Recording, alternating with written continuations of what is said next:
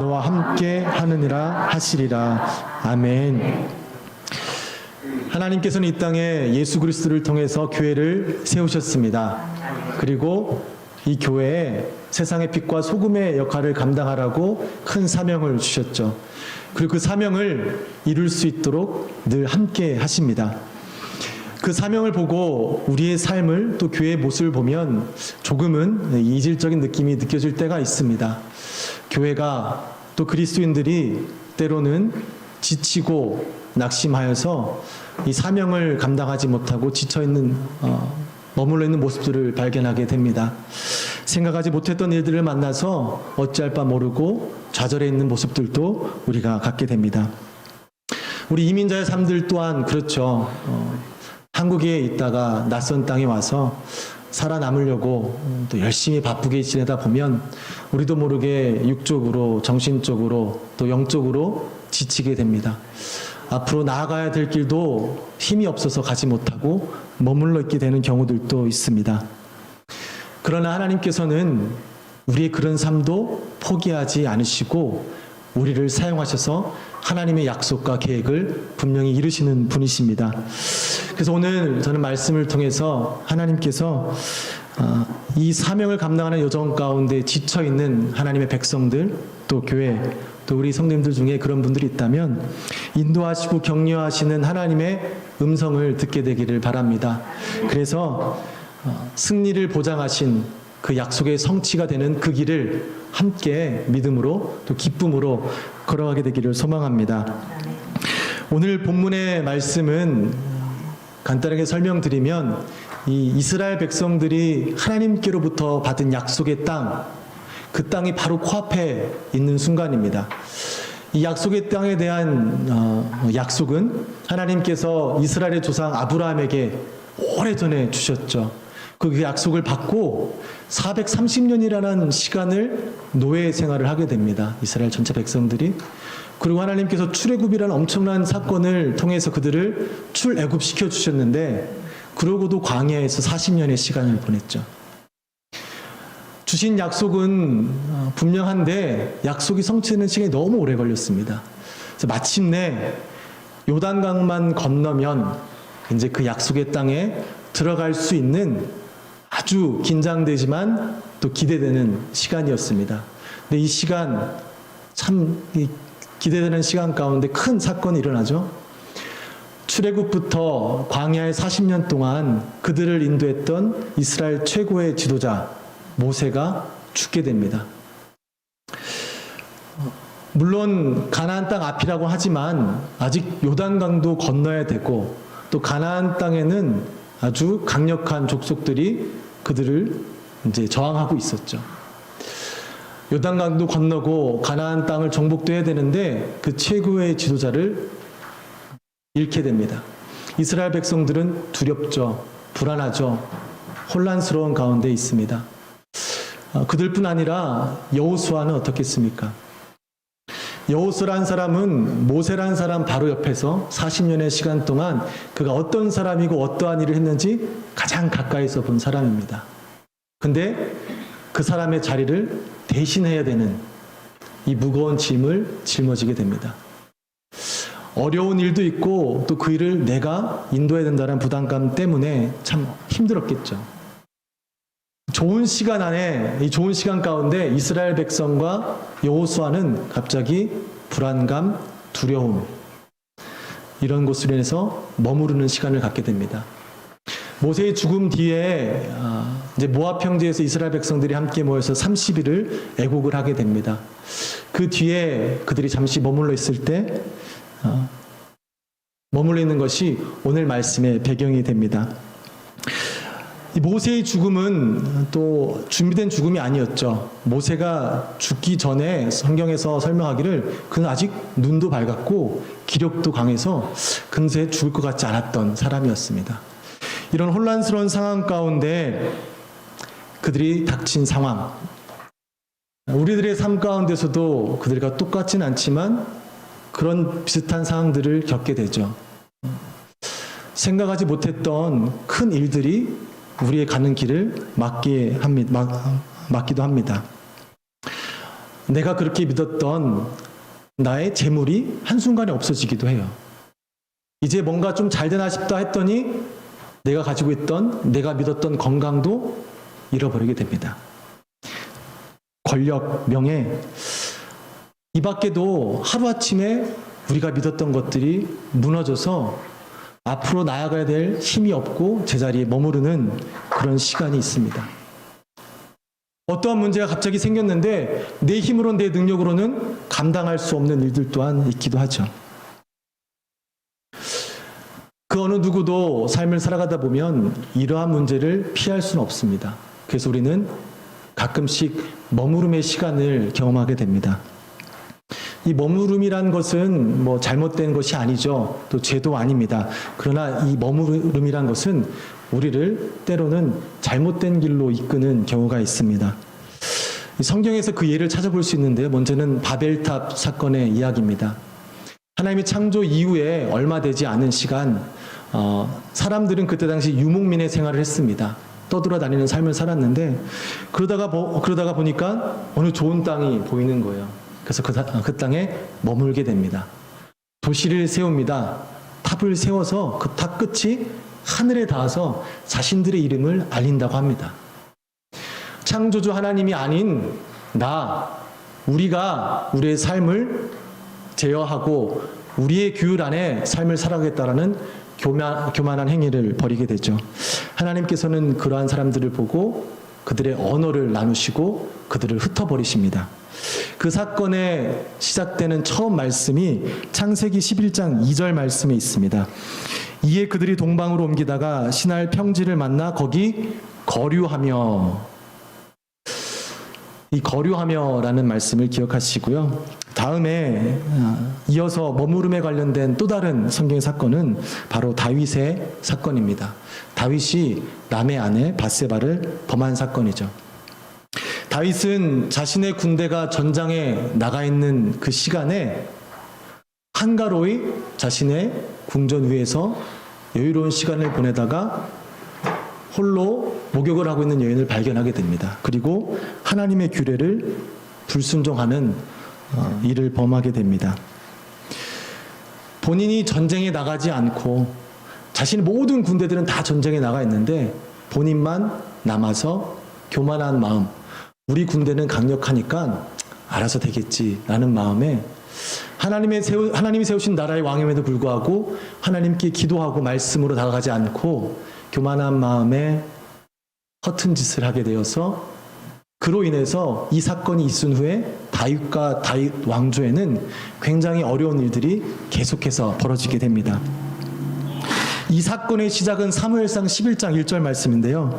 이렇게 됩니다. 그 해가 돌아와 왕들이 출전할 때가 되매 다윗이 요압과 그에게 있는 그의 부하들과 온 이스라엘 군대를 보내니 그들이 암몬 자손을 멸하고 랍바를 에워쌌고 다윗은 예루살렘에 그대로 있더라. 이 아까 읽은 거류하다와 그대로 있다라는 말은 같은 어원의 단어에서 나온 것입니다. 머물러 있다라는 것이죠.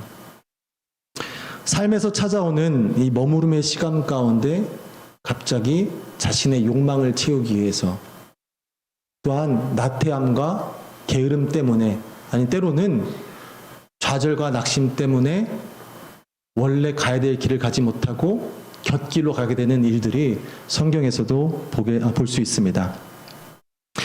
우리는 아까 말씀드렸다시피 살아가다 보면 멈추는 시간을 피할 수는 없습니다.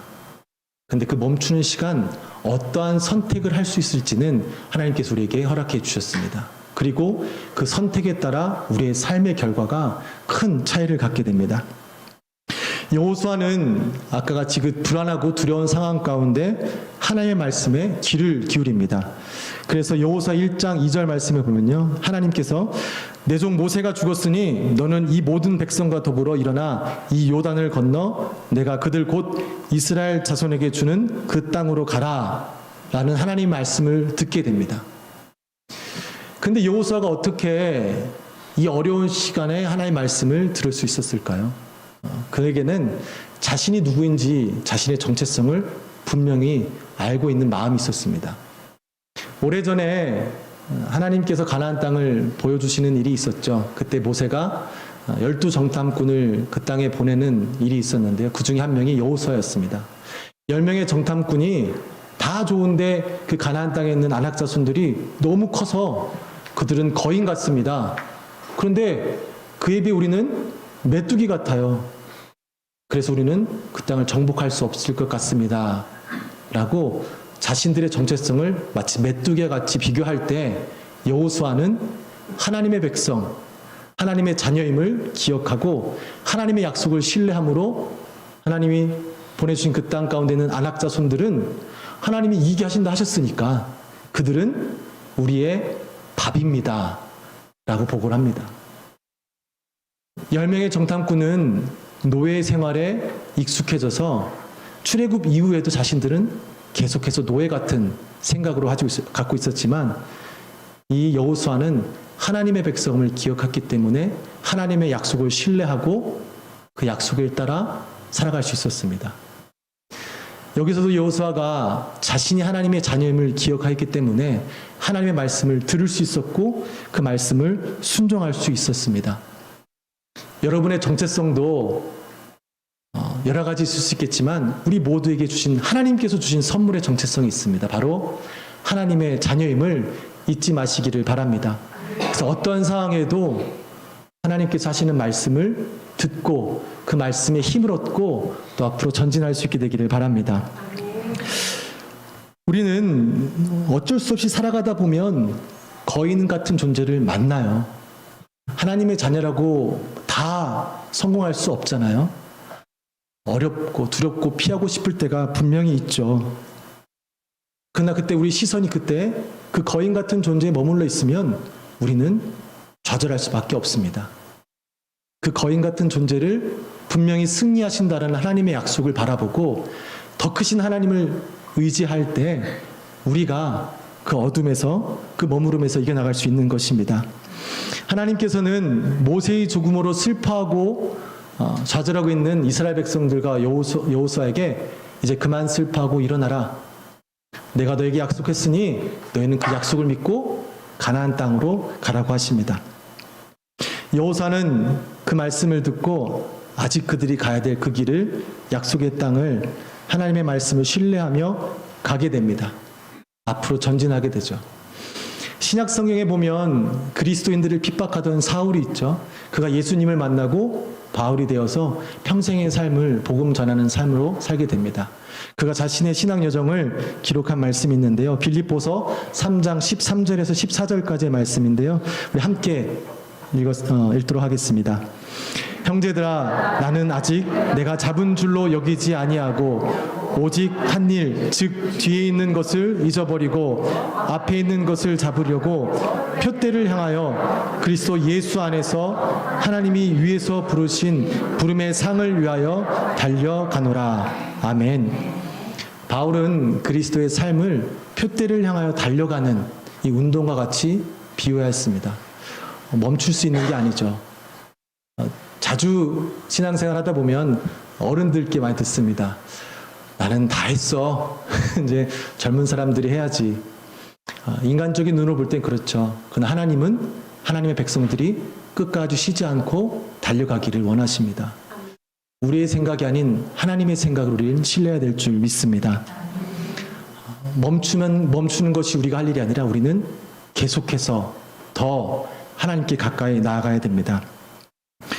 김남준 목사님의 게으름이라는 책에서 목표를 가지고 사는 삶과 헛된 꿈을 가지고 사는 삶을 비교하였습니다.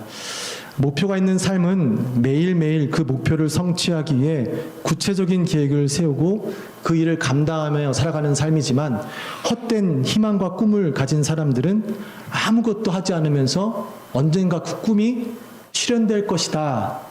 나는 헛된 희망을 가지고 살아가는 사람들이 이제 헛된 꿈을 가지고 살아가는 사람이라 정의하였습니다.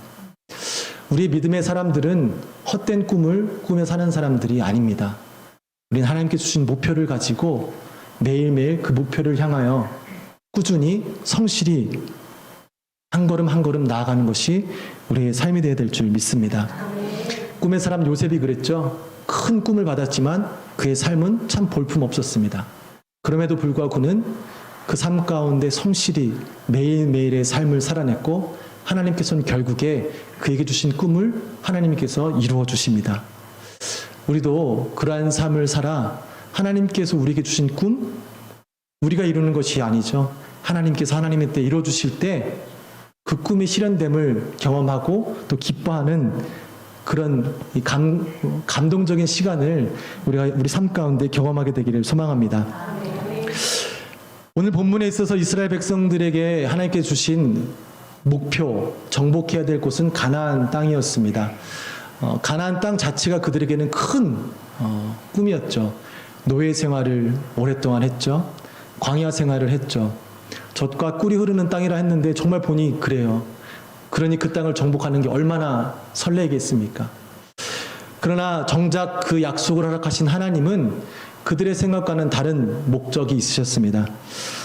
하나님께서는 그 땅을 그들에게 주어서 그 땅을 거룩한 제사장 나라로 만드시기 원했고 그들을 하나님의 거룩한 하나님의 사람들을 만들어서 그 나라를 통해 그 사람들을 통해 하나님의 모든 족속을 구원하시고자 하는 하나님의 크신 계획이 있으셨습니다. 출애굽기 19장 4절에서 6절 말씀입니다. 이것도 같이 한번 읽었으면 좋겠습니다. 세계가 다 내게 속하였나니 너희가 내 말을 잘 듣고 내 언약을 지키면 너희는 모든 민족 중에서 내 소유가 되겠고 너희가 내게 대하여 제사장 나라가 되며 거룩한 백성이 되리라. 너는 이 말을 이스라엘 자손에게 전할지니라. 아멘. 이런 하나님의 목적이 오늘 본문 말씀에도 잘 나타나고 있습니다. 하나님께서는 여호수아에게 강하고 담대하라고 말씀하시죠. 죄송합니다. 강하고 담대할 것이 가나안 족속들은 강하니까 강하고 담대하여서 내가 준비하여 그들과 싸워 이겨라 라는 강하고 담대함이 아니었습니다. 하나님께서 강하고 담대하라는 이유는 하나님의 약속을 신뢰하고 오직 강하고 담대하여 하나님의 말씀을 신중히 대하고 하나님 주신 모든 말씀을 순종하라. 그러기에 너희가 강하고 담대하라고 말씀하십니다. 이것이 하나님께서 하나님의 나라를 하나님의 사람을 세우시기 위한 방법입니다. 그런 사람들과 그런 공동체를 통하여 하나님은 하나님의 사역, 이 땅에 하나님의 빛이 밝혀지며 복음이 전파되는 일들을 이루실 것입니다. 여기서 우리가 하나님께서 거룩한 백성, 거룩한 자녀를 세우신다고 말씀하시는데 과연 거룩은 우리가 어떻게 생각할 수 있을까요? 거룩하면 구별되다라는 뜻을 가지고 있죠. 그러나 더 중요한 뜻은 세상과 구별되신 하나님의 속성을 가리킬 때 우리는 거룩이라는 것을 씁니다. 그래서 하나님께서는 거룩한 백성, 즉 하나님의 사람들이 하나님을 닮기를 원하십니다. 너희도 내가 선택 백성이 나와 같이 나를 닮아서 거룩했으면 좋겠다. 그리고 그것이 우리의 본연의 모습이죠. 이 땅 가운데 천지를 창조하시면서 하나님께서 하나님의 형상, 즉 거룩한 형상으로 우리 인간을 창조하셨기 때문입니다. 그러나 요즘 그리스도인들은 또 교회는 거룩에 대한 부담감을 가지고 있습니다. 교회는 다니지만 굳이 내가 거룩할 필요가 있을까? 거룩은 목사들이나 장로님들이나 교회 조금 더 열심히 하는 사람들만 하면 되지. 굳이 나까지 나는 일주일에 한 번 교회만 다니는 것으로도 좋게라고 생각할 수 있죠. 그러나 이 거룩함은 우리의 선택이 아닌 하나님께서 하나님의 자녀들에게 주신 약속의 말씀입니다. 하나님의 자녀가 되는 것, 그리고 하나님을 닮는 것은 우리가 원해서 되는 것이 아니라 하나님께서 그렇게 이루어 가시는 것이죠. 그러니 우리는 하나님의 약속을 신뢰하고 그 거룩해지는 과정에 우리의 몸을 내던져야 되는 것입니다. 하나님께서는 여러 가지 일들로 머물러 있고 나태함으로 게으름으로 멈춰있는 그리스도인들을 부르십니다. 이제 일어나라. 일어나서 내가 너에게 약속한 그 약속의 땅 거룩하여질 수 있도록 그 길을 나아가라라고 말씀하시죠. 그럼 우리에게는 거룩한 땅이 무엇일까요? 하나님께서 이 거룩한 땅을 처음 아브라함에게 약속하실 때 약속하신 후에 아브라함에게 할례를 이제 명하십니다. 그래서 아브라함과 아브라함 족속에 있었던 모든 남자들이 육체적 할례를 하게 되죠. 오랜 시간이 지나면서 또 광야에서 할례를 받지 못한 제2세대의 또 이스라엘 남자들에게도 요단강을 건넌 후에 가나안 족속을 정복하기에 앞서 하나님께서는 그들에게 다시 한번 육체적 할례를 또 명하십니다. 즉 거룩함의 표식, 하나님의 백성들이라는 할례를 주신 거죠. 예수님께서 이 땅에 오셔서 이제 모든 이 복음이 유대인에게만 있는 것이 아니라 모든 민족에게 펼쳐집니다. 그러면서 육체적 할례가 마음의 할례로 바뀌었죠. 하나님께서 더 이상 육신의 할례를 이야기하시는 것이 아니라 마음의 할례를 강조하십니다. 그래서 저희는 결국 우리가 정복해야 될 그 거룩한 땅이 바로 우리의 마음입니다. 우린 예수님의 은혜로 한순간에 새 사람, 하나님의 자녀가 되었습니다. 그리스도인이 되었습니다. 그런데 그럼에도 불구하고 우리의 마음은 정복되지 않았죠. 우리의 마음은 여러 가지 일들로 가득 차 있습니다. 낙심, 교만, 음란, 미움, 시기, 질투, 원망, 비교, 탐욕들로 가득 차 있습니다. 이것들이 우리가 상대에게는 만만치 않은 것들이죠. 이긴 것 같지만 또 지나고 나면 그들은 또 살아있고, 정복한 것 같지만 또 우리를 공격하고 있습니다. 그러나 이런 싸움 가운데 우리가 반드시 기억해야 할 것은 하나님께서 우리에게 그 전쟁의 승리를 보장해 주셨습니다. 그러니 우리는 그 싸움을 우리가 이길 수 있을까 없을까가 고민하는 것이 아니라 우리에게 약속하신 말씀, 강하고 담대하여 하나님의 말씀을 묵상해라.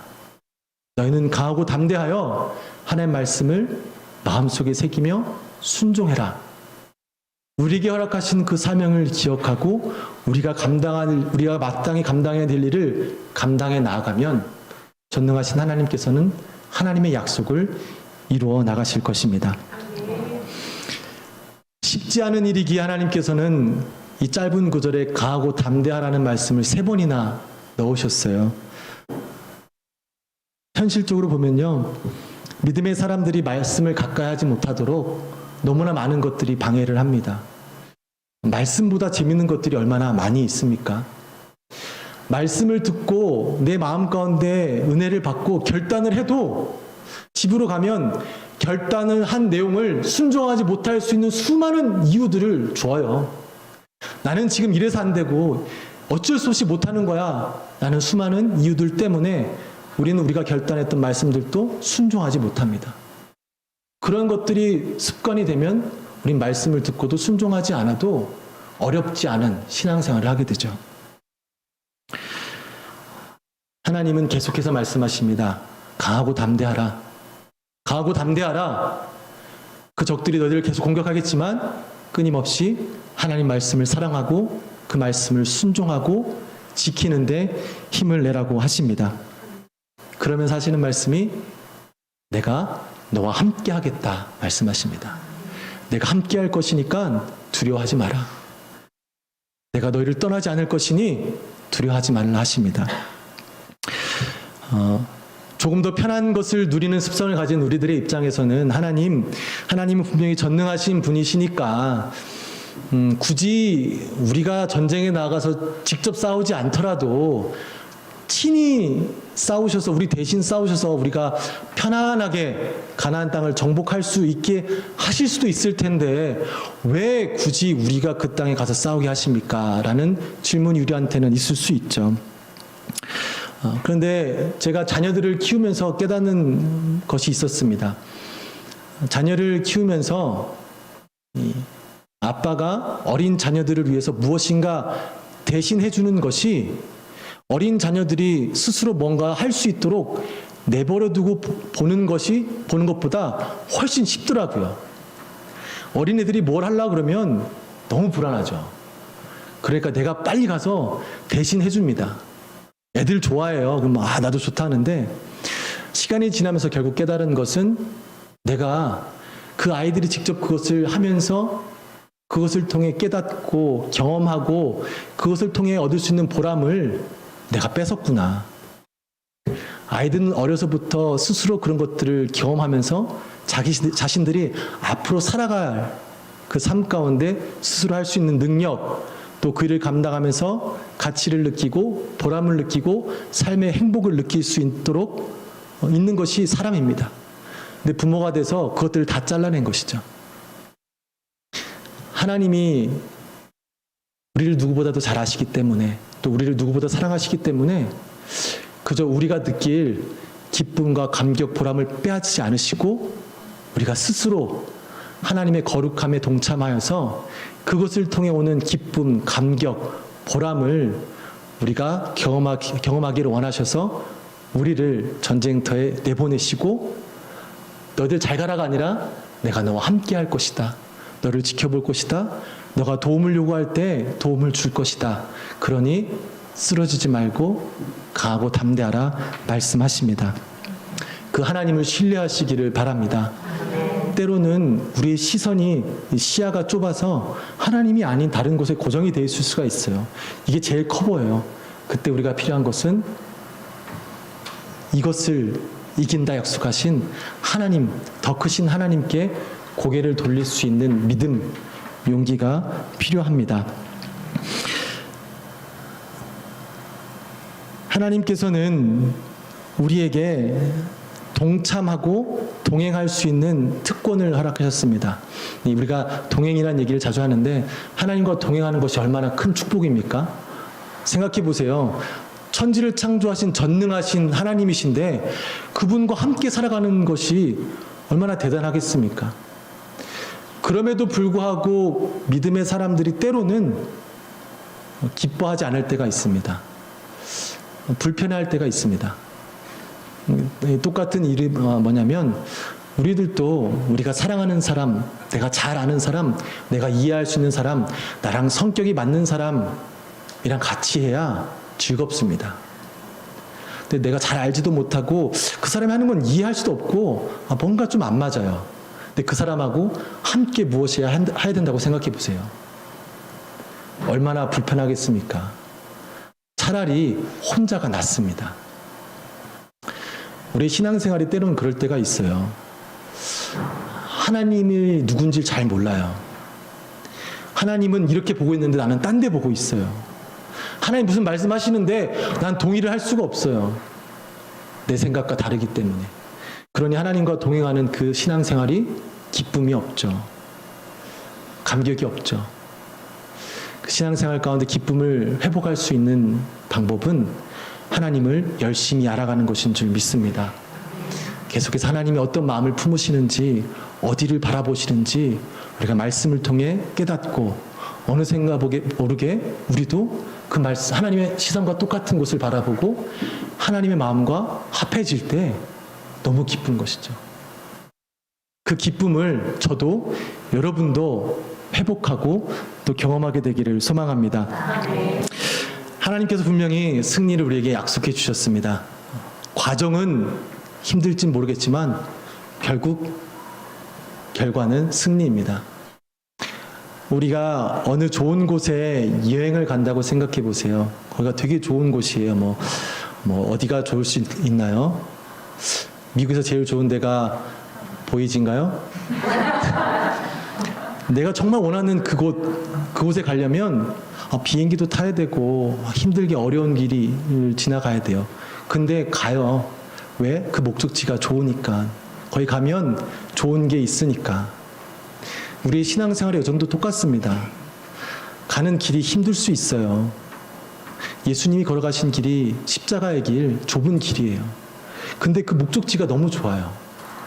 그러니 그것 때문에 이것도 함께 참고 그 목적지를 바라보면 갈 수 있는 것입니다. 우리 신앙생활은 그 길을 걸어가는 것이고 그 길이 혼자 힘들어서 함께 그 길을 걸어가라고 하나님께서 교회 공동체를 세워주셨습니다. 보이지 한인 침례교회가 그 하나님께서 약속하신 그 땅, 그 목표를 향하여 함께 걸어갈 때 여러분의 가정 가운데 또 교회 가운데 이 지역 가운데 하나님의 역사가 또 밝히 드러나게 되기를 소망합니다.